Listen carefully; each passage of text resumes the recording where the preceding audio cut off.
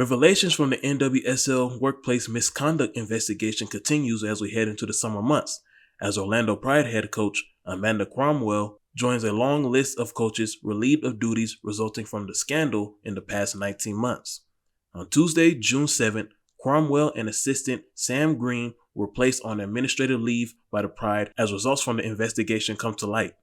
On Twitter, the Pride provided a public statement that reads, Orlando Pride head coach Amanda Cromwell and first assistant coach Sam Green have been placed on a temporary administrative leave with immediate effect, pending the results of a current investigation, the club announced today. The decisions come following recommendations from the National Women's Soccer League and the NWSL Players Association Joint Investigative Team. This is an interim step while the investigation is ongoing and no final determinations or conclusions have been reached. In the interim, assistant coach Seb Hines has been appointed to coach the Pride. Providing a respectful environment and adhering to all league policies are of the utmost priority for the Pride. The club is committed to fully cooperating with the joint investigative team through the conclusion of this process. As this is an ongoing investigation, the club will have no further comment at this time.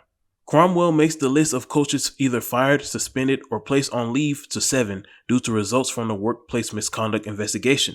The names of the other coaches who have been affected by this investigation are Farid Benstiti of OL Reign on July 2nd, 2021, Richie Burke of Washington on August 10th, 2021, Christy Hawley of Racing Louisville on August 31st, 2021, Paul Riley of North Carolina on September 30th, 2021, Rory Dames of the Chicago Red Stars on November 22nd, 2021, and James Clarkson of the Houston Dash in April of 2022. The MLS to European football pipeline resumed this week as New England's Adam Buxa bid a farewell to Revolution supporters on Twitter.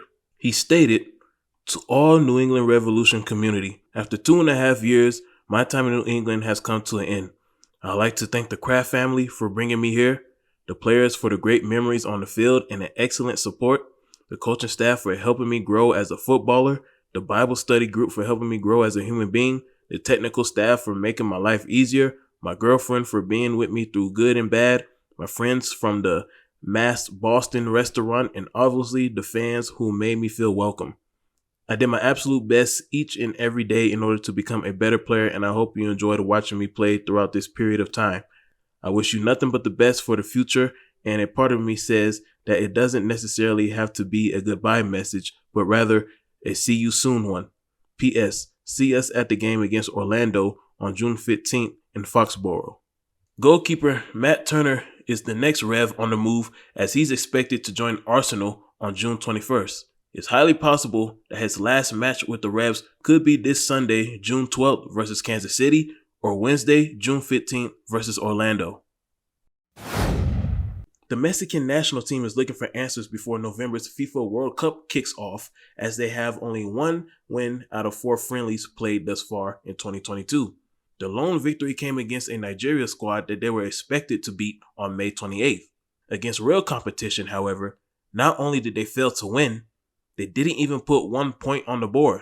Team Mexico has gone scoreless against Guatemala, Uruguay, and Ecuador. The poor play has led many fans to speculate the future of current head coach Gerardo Martino, a coach who many believe is the reason why global icons Carlos Vela and Chicharito would rather stay in Los Angeles and suit up for El Tri this holiday season. The Houston Dash and Angel City settled on a scoreless draw on Tuesday night, June 7th at Los Angeles Bank of California Stadium. The two clubs are fighting hard to keep their top seeds, as both of them are top 5 in the NWSL. More top-seeded action continues today as San Diego, Chicago, and Portland take the field. Number 3 Chicago will host Washington at 6 p.m. Eastern, and number 1 San Diego will host number 5 Portland at 8 p.m. Eastern. San Diego Wave FC is currently playing in its inaugural season. They lead the league with 13 points. The club only has 2 losses in 7 matches. They are owned by Ron Burkle, a billionaire who formerly invested in the Sacramento Republic Football Club with a desire to move the club to the MLS, but later pulled out of the plans. After canceling all of its friendlies against Iran and Panama, the question is if the Canada men's national team will show up for the CONCACAF Nations League or even the FIFA World Cup this November.